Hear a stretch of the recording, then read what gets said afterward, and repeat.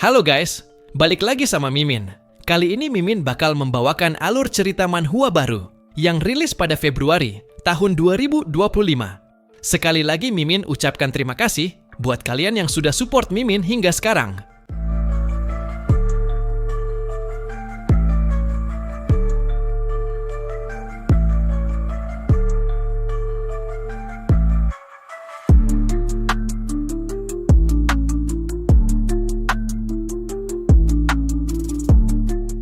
Oke, tanpa berlama-lama, mari kita mulai ceritanya. Panel cerita kembali berpindah, memperlihatkan kondisi party Jiangli sebelumnya, yang telah kabur saat mendapat ancaman dari Shadow. Di sana, setelah mereka kabur cukup jauh, mereka akhirnya ngos-ngosan, dan memutuskan untuk berhenti di sini. Jiangli, sambil bersandar ke dinding, mulai berkata dengan kesal, kalau Shadow ini tidak hanya menolak tawarannya, tetapi bahkan berani mengancamnya. Jiangli memutuskan, begitu dirinya berhasil kembali ke dunia nyata, maka ia akan memastikan perusahaannya untuk membunuh sosok asli dari Shadow. Sesaat kemudian, mereka dihampiri oleh seorang pria dengan rambut mohawk tinggi, dan mulai menyapa Jiangli. Jiangli, yang menyadari seseorang menyapanya, seketika melirik ke orang itu, dengan ekspresi kebingungan dan kaget. Pria itu mulai memperkenalkan dirinya, kalau namanya adalah Mao Lijun, tetapi mereka bisa memanggilnya dengan sebutan singkat, seperti Mao Tua. Mao Lijun menjelaskan, kalau dirinya saat ini, berada di level yang sama seperti mereka, yaitu di level 2. Dan ia mengaku, bahwa ia mengetahui beberapa trik, untuk dapat menaikkan levelnya. Intinya, Mao Lijun menawarkan party Jiangli, untuk membantunya naik level dengan cepat. Lantas ia lanjut bertanya, apakah hadiah 10 juta yuan itu, masih berlaku kepadanya. Mendengar penjelasan Mao Lijun, Jiangli kemudian menyilangkan kedua tangannya, sembari bertanya balik padanya, perihal trik seperti apa itu. Mao Lijun merespon, kalau ia biasanya tidak akan membagikan trik ini kepada siapapun.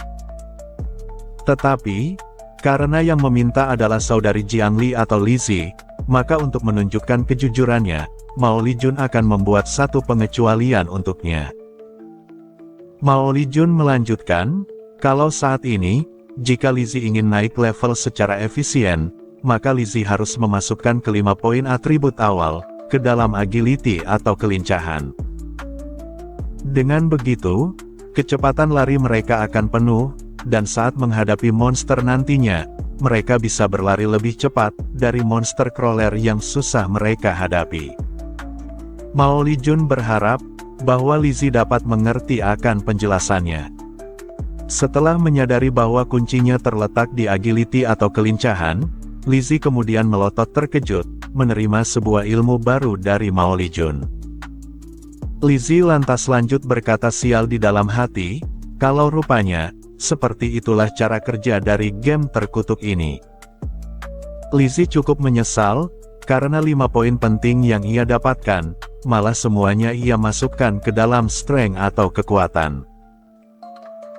Setelah mempertimbangkan akan menerima tawaran Mao Lijun atau tidak, Lizzie akhirnya mengakui, kalau Mao Lijun sepertinya benar-benar mengetahui 1-2 hal yang ia tidak ketahui, maka dari itu, Lizzie pun menerimanya, dan meminta Mao Lijun membawanya naik level. Lizzie kembali berkata dalam hati, kalau ia akan melupakan Shadow, karena setidaknya, dirinya bisa menemukan seseorang, yang mengetahui apa yang mereka lakukan, yaitu secepatnya naik ke level 3, dan keluar dari game ini. Namun meskipun begitu, Lizzie lanjut berkata frontal ke Mao Lijun, kalau dia tidak sekuat Shadow. Jadi, Lizzie bisa memberinya uang sekitar 5 juta yuan, dan bertanya apakah Mao Lijun mau menerimanya. Lizzie kembali menyuruh Mao Lijun untuk membawanya naik ke level 3, dan Lizzie berjanji akan membayarnya tunai, saat mereka telah kembali sadar ke dunia nyata. Setelah mendapat kepastian dari Lizzie, Mao Lijun merespon setuju, dan ia tidak masalah dengan jumlah 5 juta itu. Mao Lijun juga menambahkan, bahwa meskipun Shadow itu kuat, tapi tampaknya, Shadow punya masalah otak, karena menolak mendapatkan hadiah uang tunai, senilai 10 juta yuan. Sejujurnya, Mao Lijun baru kali ini mendapati orang bodoh, yang tidak memiliki otak seperti Shadow itu. Setelah memperlihatkan kesepakatan antara Jiangli atau Lizzie, terhadap Mao Lijun yang bersedia membantu mereka naik level, kita kemudian kembali berpindah ke tempat Shadow, yang saat ini mendarat di atas batang pohon.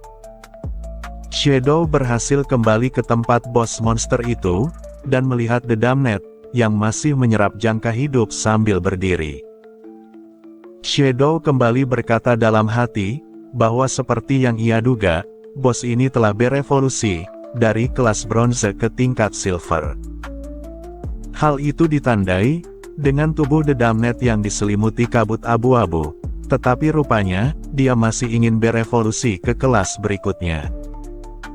King Feng memahami, kalau evolusi dari kelas silver ke gold atau emas, akan membutuhkan waktu yang lama, setidaknya 7 atau 8 jam. Dan karena The Damned memaksanya menunggu terlalu lama, maka King Feng tentunya terlalu malas, untuk menunggu evolusinya selesai. Di sini, dari tangan kanan King Feng, kemudian muncul satu anak panah beracun, yaitu Venom Dart, lalu kemudian ia melemparkan anak panah itu ke kepala The Damned, dengan digabungkan dengan skill Stealth Break Strike. Seketika, anak panah itu menusuk kepala The Damned, dan mengeluarkan cairannya dari sana. Dalam kondisi The Damned yang seperti itu, King Feng kemudian mulai melompat, dan bersiap melakukan skill Shadow Sneak, atau bayangan mengendap-endap, alias mengubah tubuhnya menjadi invisible. King Feng berkata dalam hati, kalau bos monster tingkat silver itu, mempunyai nyawa 2 hingga 3 kali lipat, dibandingkan dari bos monster tingkat bronze. Terlihat The Damned yang mulai emosi, karena proses evolusinya diganggu oleh seseorang. The Damned mulai mengeluarkan bola ungu dari kedua tangannya, lalu kemudian mengangkat bola ungu itu tinggi-tinggi, dan dengan suara teriakannya yang menusuk, ia pun melancarkan serangan bola ungu itu, menghujani seluruh area di sekitarnya.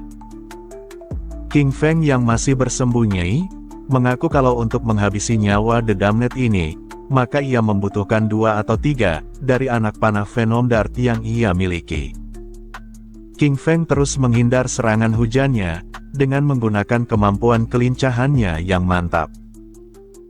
Lalu setelah serangannya berhenti, King Feng kembali menjelaskan, kalau The Damned ini, sepertinya merupakan curse mage atau penyihir terkutuk, alias bos monster tipe penyihir.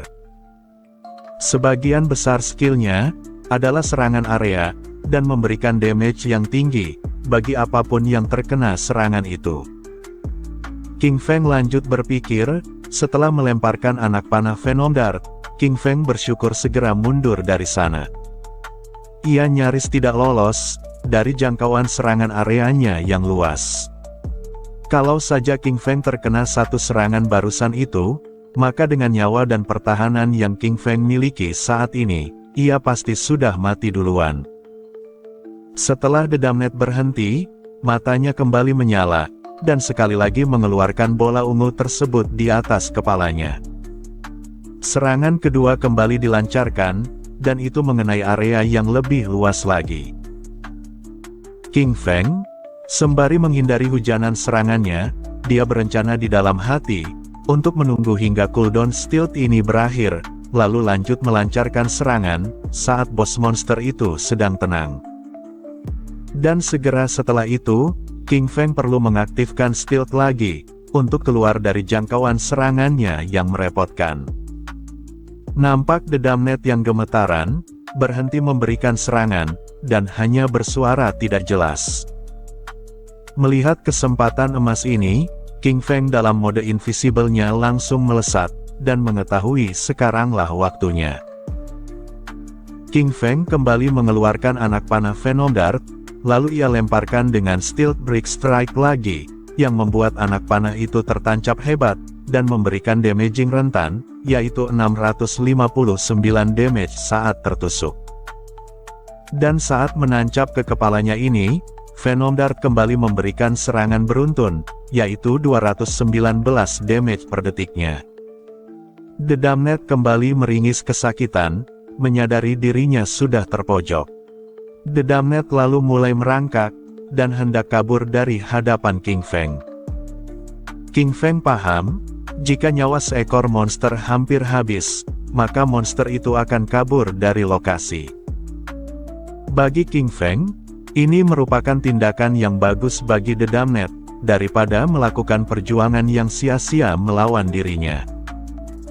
Tetapi, karena The Damned memutuskan untuk menyerah tanpa perlawanan lagi, maka itu membuat King Feng jauh lebih mudah untuk menghabisinya.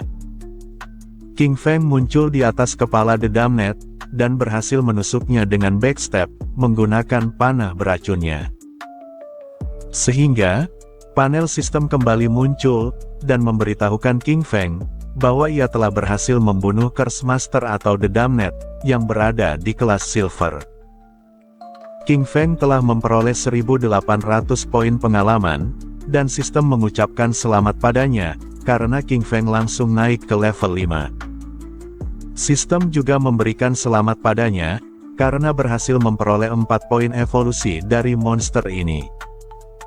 Selain itu, King Feng juga memperoleh 124 hari jangka hidup, yang dapat diperdagangkan olehnya. Setelah mendapati semua notifikasi ini, King Feng sontak tertawa, merasa tidak percaya, kalau dirinya bahkan naik level 2 kali, serta mendapatkan 4 poin evolusi. Setelah esensinya keluar dari mayat The Damned, King Feng kembali mengaktifkan Greedy Hand, dan menyerap esensi atau rampasan itu, melalui tangan besar spiritualnya, yang lengkap dengan beberapa cincin dan kuku yang tajam. Panel sistem memberitahu, kalau King Feng berhasil menggunakan Greedy Hand, dan dengan efek tangan itu, King Feng memperoleh 1 poin evolusi, lalu memperoleh 4 poin evolusi lagi, memperoleh 124 hari jangka hidup yang dapat diperdagangkan lagi, dan memperoleh 124 hari jangka hidup lagi. Mendapati hal ini, King Feng langsung terkejut, mengetahui dirinya menerima hadiah bonus 2 kali. King Feng memahami, bahwa bos monster tingkat silver ini, benar-benar memberinya 12 poin evolusi, dan 372 hari jangka hidup, yang dapat diperdagangkan.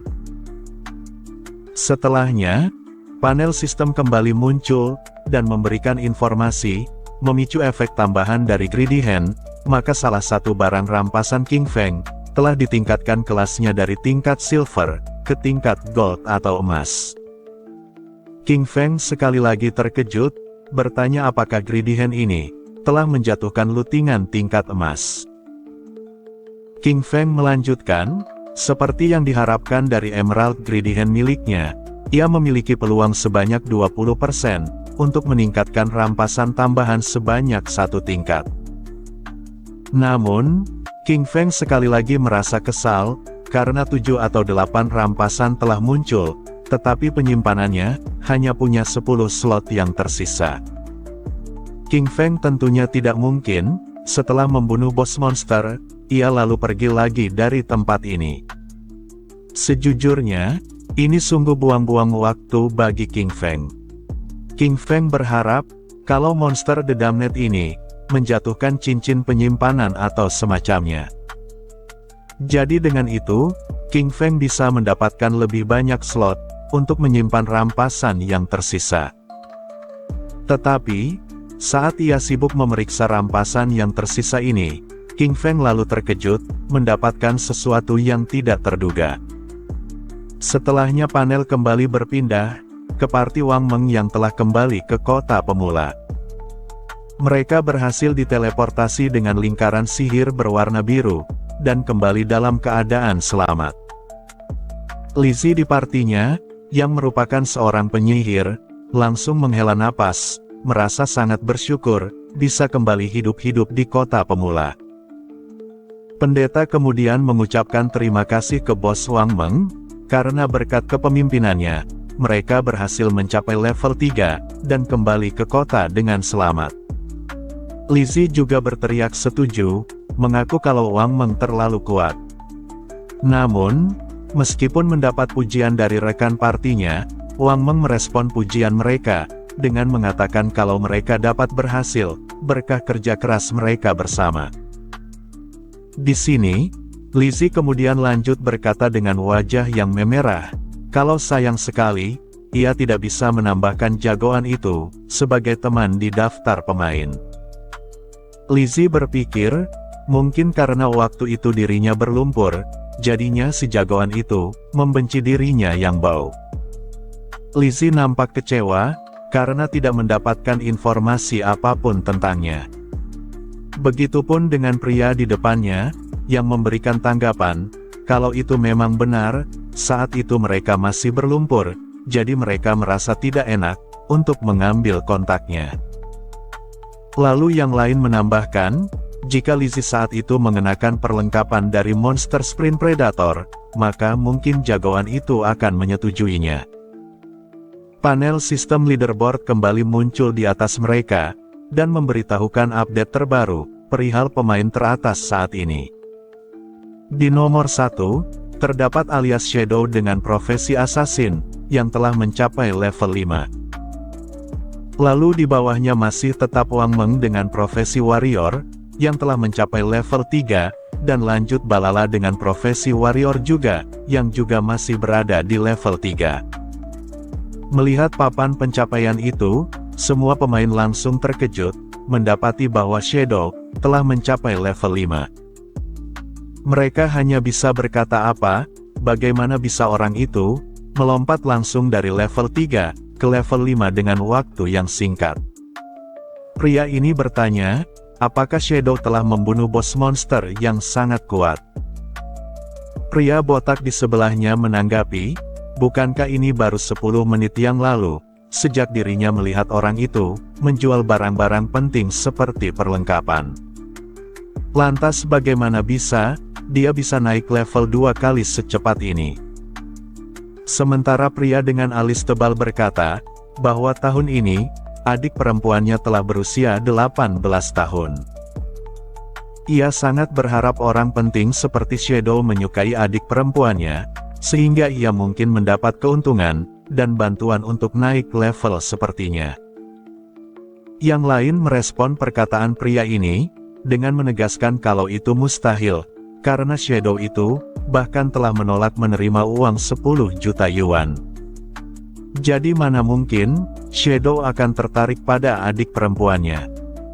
Swordsman di party Wang Meng, yang melihat pencapaian Shadow, awalnya terdiam, lalu memberikan kata umpatan sial. Dia mengaku, kalau mereka baru saja mencapai level 3, dan orang itu sudah di level 5. Ia mulai mempertanyakan nasib mereka, bagaimana bisa mereka hidup seperti ini. Wang Meng, yang melihat anggota partinya kesal, awalnya juga terdiam, lalu meminta kepada rekan-rekannya, untuk jangan terlalu memikirkan hal itu sekarang. Dan berhubung mereka sudah mencapai level 3, Wang Meng meminta mereka, untuk masing-masing kembali ke kenyataan, dan memberitahu keluarga serta teman-teman mereka, tentang game terkutuk God Forsaken ini. Dirinya yakin, kalau dunia pasti akan jatuh ke dalam kekacauan. Paling tidak, mereka perlu memperingatkan orang-orang terdekatnya, untuk bersiap akan hal ini. Yang lain nampak setuju, dan kalau begitu, mereka akan lockout untuk sekarang. Mereka menekan tombol keluar bersama-sama, dan akhirnya keluar dari game tersebut. Sebelumnya, Mimin harus tegaskan, kalau para pemain yang belum mencapai level 3, maka ia tidak bisa keluar dari game ini. Maka dari itu, Lizzie mati-matian mencari seseorang, yang dapat membantunya naik ke level 3. Dan untuk perkataan King Feng sebelumnya, yang membutuhkan persyaratan level 10, itu adalah syarat, jika pemain ingin merealisasikan skill dan equipment mereka ke dunia nyata. Jadi, Untuk keluar dari game, pemain hanya membutuhkan naik level menjadi level 3. Sehingga dapat disimpulkan, kalau King Feng sebenarnya bisa keluar dari game, tetapi ia menolaknya. Sebelum mencapai level 10 dan merealisasikan apapun dari game, ia harus berjuang keras, demi melakukan balas dendam ke Song Fei. Lanjut, di rumah sakit, setelah Wang Meng tersadar dari tidurnya, dia pun bangun sambil menyentuh kepalanya, lalu kemudian melirik ke kanan, mendengar banyak orang yang bercakap-cakap. Mereka nampak bahagia. Setelah mendapati Wang Meng sudah bangun, dia lantas menyuruh yang lain untuk memberitahu ketua tim kalau Wang Meng sudah bangun dari tidurnya. Setelah semuanya datang, salah satu dari mereka bertanya, perihal bagaimana kabarnya, apakah saudara Wang baik-baik saja. Mereka mengaku sangat khawatir kepada Wang Meng, dan memberitahunya kalau penampilan Wang Meng sebelumnya berubah menjadi semi-transparan.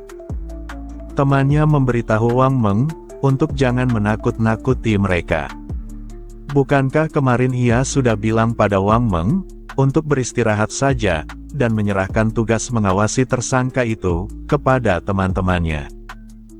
Ini adalah teman-teman Wang Meng di dunia nyata, bukan teman-temannya yang ada dalam game. Wang Meng, tanpa membuang-buang waktu, langsung berteriak menyuruh teman-temannya untuk mengumpulkan yang lain sekarang. Soalnya, sesuatu hal yang besar sedang terjadi di dunia. Ini adalah akhir dari part 5. Jika kalian suka, jangan lupa klik subscribe, like, dan share ke teman kalian. Terima kasih sudah mampir, sampai jumpa di video selanjutnya.